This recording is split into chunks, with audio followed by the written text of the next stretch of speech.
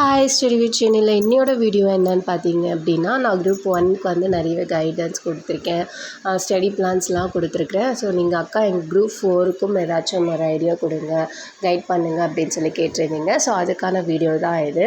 இது என்னென்னு பார்த்தீங்கன்னா, நம்மளுக்கு ஜூலை 13th தான் வந்து குரூப் 4 எக்ஸாம் நடக்கும் அப்படின்னு சொல்லிட்டு நம்மளுக்கு வந்து நோட்டிஃபிகேஷனில் சொல்லியிருக்காங்க. ஸோ இதை பேஸ் பண்ணி நம்ம என்ன பண்ணலாம் அப்படின்னா, மார்ச் 9லேருந்து ஜூலை 9 வரைக்கும் ஒரு 120 days இருக்குது. இந்த 120 days வந்து ஸ்டடி பிளான் ப்ளஸ் வந்து ஒரு டெஸ்ட் சீரீஸ் வந்து கொடுக்கலாம் அப்படின்னு ஒரு ஐடியா. ஸோ இந்த டெஸ்ட் சீரீஸ் வந்து எப்படி இருக்கும் அப்படின்னு பார்த்தீங்கன்னா, சண்டே அண்ட் வெனஸ்டேயில் இருக்கும். ஸோ தமிழ் வந்து 100 questions, ஜிஎன்ஸ் வந்து 75 questions, மேக்ஸ் வந்து 25 questions நம்மளுக்கு தெரியும்.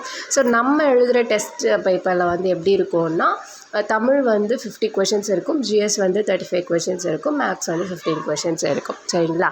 ஸோ இது வந்து எப்படி கொண்டு போகிறோம் அப்படின்னா, நான் மார்னிங்கில் வந்து டெஸ்ட்டுக்கான கொஷின்ஸையும் ஈவினிங்கில் வந்து அதுக்கான ஆன்சர்ஸை வந்து எக்ஸ்பிளைன் பண்ணுற மாதிரியும் வந்து வீடியோஸ் இருக்கும். இது டெய்லி கண்டினியூஸாக இருக்கும். அண்ட் இது வந்து எப்படின்னா, இதுக்கான எக்ஸ்ப்ளனேஷன் வீடியோஸ் மட்டும் இல்லாமல் இதோட சிலபஸ் வந்து நம்ம ஒரு வேளை நான் நோட்ஸ் எடுத்திருந்தா அப்படின்னா, நான் நோட்ஸையும் அது எங்கேருந்து படித்தேன் எங்கேருந்து எடுத்தேன் அப்படிங்கிற சிலபஸ் டிகோடிங்கையும் அதுக்கப்புறமா வந்து சில வீடியோஸாகவுமே நான் வந்து உங்களுக்கு அதுக்கு முன்னாடி நாளே ஷேர் பண்ணிடுறேன். அண்ட் இதில் வந்து 40 டெஸ்ட் வந்து நம்ம பண்ணுற மாதிரி இருக்கும்.